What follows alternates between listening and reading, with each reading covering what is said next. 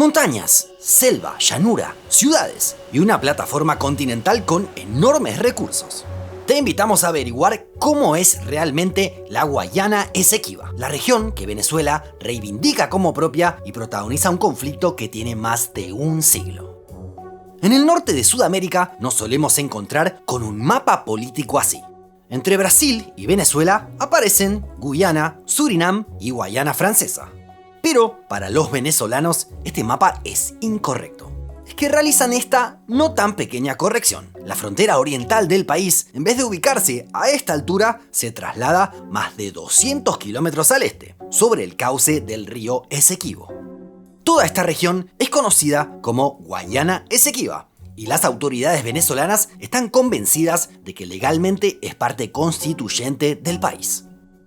Es un territorio nada despreciable. Son casi 160.000 kilómetros cuadrados, apenas menos que toda la República Oriental del Uruguay.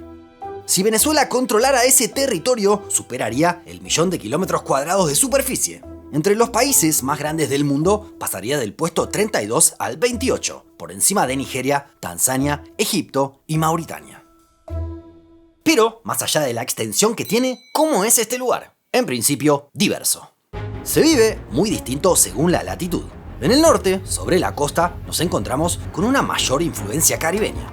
De hecho, por eso se suelen agrupar a Guyana y a Surinam con las pequeñas naciones insulares. El ejemplo clásico es en el fútbol. Estos dos países, a pesar de estar en Sudamérica, no cuentan con una gran tradición y no compiten con sus vecinos de Conmebol, sino que están en CONCACAF, la confederación que llega hasta Canadá.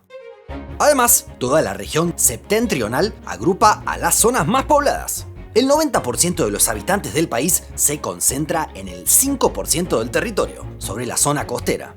Pero, si vamos hacia el sur, el panorama cambia. Casi todo el país se encuentra sobre el escudo guayanés, una de las formaciones rocosas más antiguas de la Tierra.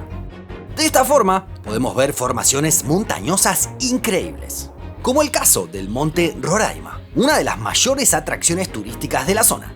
Está en la triple frontera con Venezuela y Brasil. Aunque claro, los venezolanos consideran que la triple frontera está mucho más al este. Así como cerca de la costa nos sentíamos culturalmente en el Caribe, más al sur la geografía nos indica la pertenencia a Sudamérica. El paisaje se vuelve más selvático y nos damos cuenta de que no estamos tan lejos de la Amazonia. La sabana Rupunini, al sur del país, abarca una gran extensión con lugares tan increíbles como estos. Es una zona muy despoblada y poco conocida para el turismo, pero que puede ser una gran opción para quienes deseen algo de aventura. Los paisajes son cambiantes, pastizales, humedales tropicales y matorrales a pocos kilómetros de distancia.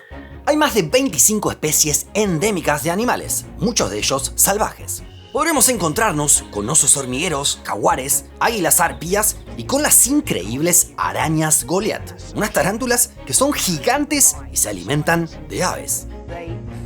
Pero cerca del centro del país, en plena Guayana Esequiba, hay otro lugar increíble para el turismo.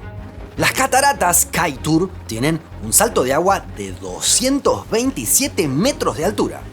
Se encuentran dentro del Parque Nacional homónimo y atraen a algunos turistas, aunque está lejos de ser uno de los destinos más populares. Una ventaja para ir, hay un aeropuerto casi pegado a las cataratas, por lo que es muy fácil llegar. Así como señalamos que la Guayana Esequiba es un territorio muy amplio y con una geografía diversa, también podemos decir que está bastante despoblado. Ninguna de las 10 ciudades más pobladas de Guyana está en esta región. Apenas más de 200.000 personas residen allí, es decir, la densidad de población es bajísima. Solo hay 1,5 personas por cada kilómetro cuadrado. De esta forma, es inferior incluso a Mongolia, el país menos densamente poblado del planeta, que llega a 1,8.